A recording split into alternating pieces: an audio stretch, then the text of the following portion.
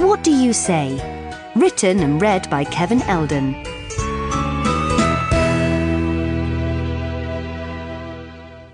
Hello, I'm Kevin. Thanks for tuning in. I'm very grateful. I really appreciate it. Don't worry, I'm not desperate. I'm just making a rather heavy-handed point. Because tonight's story, called What Do You Say, is about a man who never said thank you. Trevor Adamson was an important person. He was important because all his life he had worked very hard, and this had made him very successful. And because his success was a direct result of him working so hard and for so long, Trevor had concluded that he owed no one anything, and therefore there was never any situation in which he would ever be obliged to say the words thank you to anyone. Ever. Trevor's wife, Penelope, was devoted to her important husband, and knowing that such a man needs the very best of breakfasts to start each of his important days, she was always up at the crack of dawn in order to prepare a number of options for him to choose from. Would you like porridge this morning, dear? No. Cereal? No. Full English? No. Continental? Yes. Very well, dear. But Trevor never thanked her. The croissant is too flaky. Trevor Adamson was the owner of a company which manufactured grub screws. Adamson Screws, as his company was called, was the 7th largest producer of grub screws in the whole of the United Kingdom. That's how important Trevor was. Trevor's secretary, Miss Hops, had worked for him for over 20 years, and in all that time she had never received a pay rise nor taken a single day's leave, not even for Princess Diana's funeral. She gave her whole life to the smooth running of Adamson Screws. Good morning, Mr. Adamson. Please excuse my slightly dishevelled appearance. I was here all night. You see, just after you left yesterday, we lost the Wi-Fi connection, so I was on the phone to IT until 2 a.m. And then I realised it was so late, I might as well go over this month's sales figures for your perusal. And I thought it'd be silly not to fix the leaky tap in your ensuite toilet. Now, the post is on your desk. Your first teleconference is in 5 minutes, and I booked you that massage that you requested for lunchtime. But Trevor never thanked her. Get me coffee. Trevor's foreman, Vic, had worked for Trevor for over 35 years, and in all that time he too had never received a pay rise, and although he had taken a holiday once, that was in 1998, and even then he had come back to work halfway through to oversee the replacement of the tooling blades in the new consignment of screw-making machines from China, which were producing an unwanted thread width surplus of 0.08 millimetres. And so, Mr. Adamson, with my new production line set up, I've significantly increased productivity, which has led to an overall rise of some 65% on last year's annual profit. But Trevor never thanked him. Oil this chair. Trevor never thanked anyone. He didn't thank the man in the restaurant who administered the Heimlich manoeuvre to his wife while she was choking on a chicken bone. He didn't thank his sister, who laid on a surprise party for his 50th birthday. He didn't even thank the plucky woman who rugby-tackled him out of the path of an oncoming white van. I could have you for assault. One day, Trevor went to his local newsagent's to buy a copy of the Daily Mail, whilst loudly sighing at the old woman being served in front of him, who was having trouble opening her purse because of her arthritic fingers, poor thing. Trevor accidentally dropped a coin onto the floor, which then rolled under the refrigerated drinks cabinet. The man waiting in the queue behind him bent down, felt around under the cabinet, and, having retrieved the coin, stood up and offered it back to Trevor. Trevor wordlessly snatched the coin from the man and then fixed his angry attention back on the old lady in front of him. What do you say? Said a voice. Trevor paid no attention. The question was obviously not directed at him. What do you say? Came the voice again. Closer this time, right by Trevor's ear. Trevor glanced quickly behind him. It was the man who had picked up his coin, looking right at him, smiling. Bloody care in the community, thought Trevor, sneeringly, and then barged past the old lady who was making her way out after finally paying for her copy of Hunk's Monthly. Trevor set off back home, reading his Daily Mail. He was just about to start an article entitled How to Recognise a Bulgarian when he became dimly aware that there was someone standing in his way.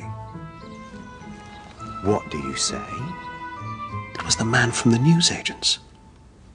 Trevor was nonplussed, to say the least. He ducked past him and hurried on his way. Trevor arrived at his house.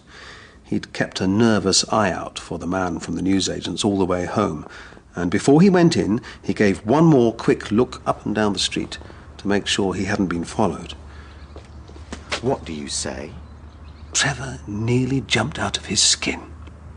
It was the man from the newsagents. Again, standing on Trevor's doorstep. What? How? Nervously edging past the man, Trevor hurriedly let himself in and slammed the door shut behind him. Man at the door. Get rid of him. A few seconds later, his wife came in. What man at the door, dear? On the doorstep. The man on the doorstep. Well, there was no man at the doorstep. There was no one there. That night, Trevor had some awful dreams. What do you say? What do you say? What do you say? Trevor woke up, sitting bolt upright in bed, breathing heavily. Trevor tried to calm himself. Trevor lay back down, and his wife, lying next to him, moved restlessly and then turned over. What do you say? Trevor woke up, sitting bolt upright in bed, breathing very heavily. Hardly daring to look, Trevor peeked over at the sleeping figure beside him. It was Penelope. Trevor let out an enormous sigh of relief. But wait, what was that? He could hear something. Something faint, barely audible. Slipping out of bed, Trevor gropingly made his way to the window, slowly parting the curtains. What do you say? Trevor woke up, sitting bolt upright in bed, breathing very, very heavily indeed. Things got worse. There was no escape at work.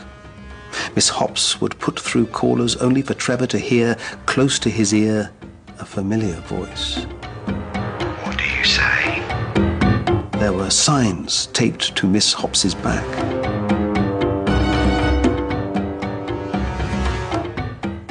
Words were left hidden on flip charts.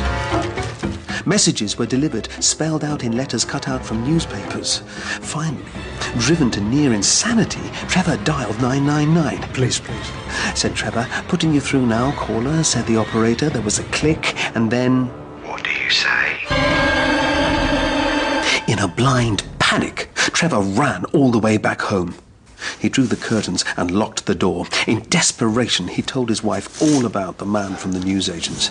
I mean, what could he possibly want me to say? Penelope thought for a moment, and then, hardly believing her audacity, she very timidly cleared her throat.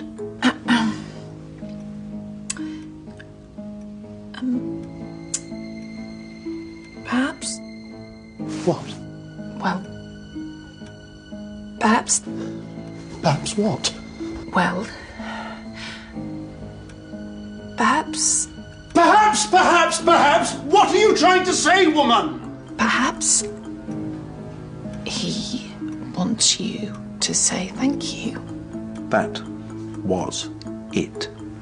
Here he was, being pursued by some kind of psychopath, his nerves shattered, his concentration on his business utterly ruined, and this stupid wife of his was telling him he should say thank you to his torturer, his persecutor. Have you completely gone off your supermarket trolley, woman? Thank you. Thank you? I don't do gratitude. Gratitude is for the weak, the dependent, the beholden. And with that, something inside Trevor snapped. In fact, get out! Go and pack your bags, woman, and get out! Because if that's the kind of support you're offering, I don't want it! So go! And go she did, sniffling and shaking her head. But within half an hour of leaving the house, after getting out of a taxi, the quite handsome taxi driver had asked for her number. And even though it was totally out of character, she'd given it to him, simply because when she'd tipped him, he had said, "Thank you." He called her that very evening. He'd thank her a lot in the coming years, and each and every time he did, it was music to her ears. So it all ended very happily for Penelope. Not so for Trevor. The next morning, Trevor came down to breakfast after another night of haunted dreams. But instead of the usual array of tasty offerings, all that greeted him was the sight of Penelope's abandoned pinny. Trevor sat at the table and shed the first of many tears. Trevor started drinking very heavily. And without Trevor's iron rule, Adamson's screws started falling apart. Orders stopped coming in. Staff were laid off. Miss Hops sat at her desk day after day, bored and miserable. Trevor spent that Christmas alone, drinking. Pulling a solitary cracker on Christmas Day, he did not find the joke inside in the least bit amusing. The Queen's speech offered no comfort. As Trevor squinted through a brandy haze, to his bewilderment, he realized that Her Majesty's face reminded him of someone, and her message this year seemed somewhat repetitive. What do you say? What do you say?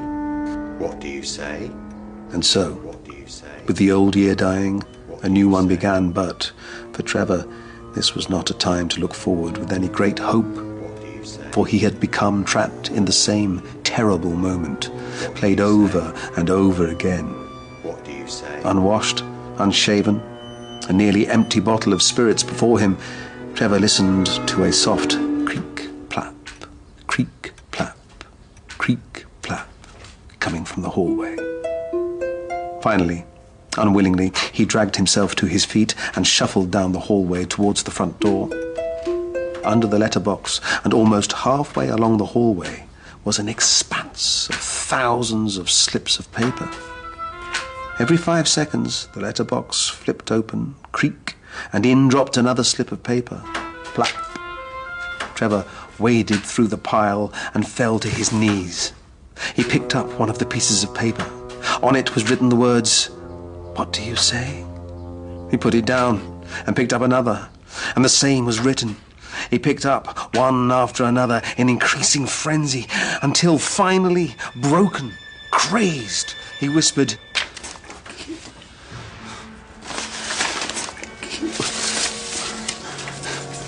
"Thank you." Trevor convulsed, wide-eyed. This had all been rather too much for him. Then he froze, clutching his heart, and then slowly keeled forward, face first, into the pile of papers. Silence. You're welcome. Oh, Trevor. It was Aesop who said, "Gratitude is the sign of a noble soul." So, the next time somebody does something kind or thoughtful for you, what do you say? Goodbye.